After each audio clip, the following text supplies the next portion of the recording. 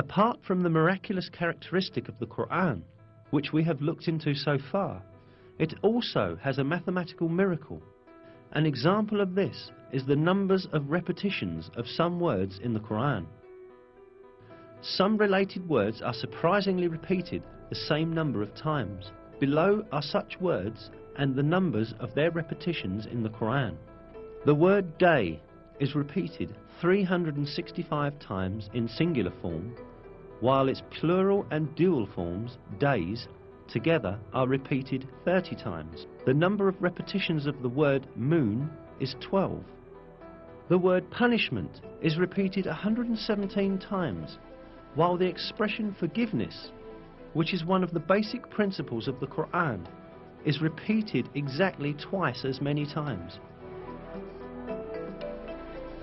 The number of times the words world and hereafter are repeated is also the same, 115.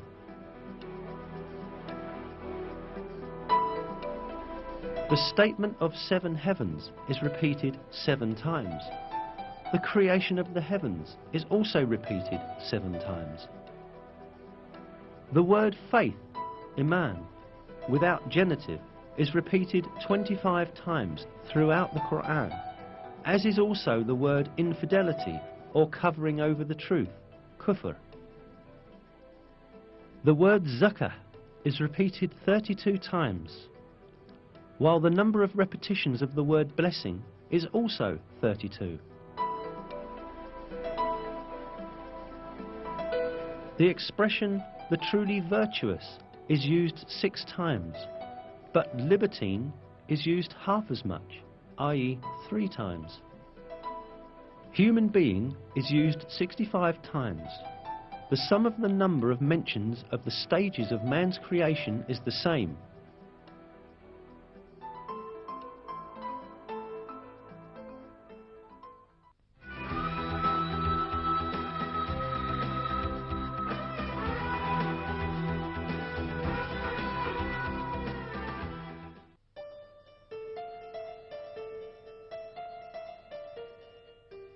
All that we have seen so far shows us an apparent fact. The Qur'an is such a book that all the news related in it has proved to be true, and facts that no one could ever have known at that time were announced in its verses. Certainly this provides clear evidence that the Qur'an is not the word of man. The Qur'an is the word of God, the originator of everything, and the Almighty, who encompasses everything with his knowledge. In a verse, God remarks on the Qur'an, "If it had been from other than God, they would have found many inconsistencies in it."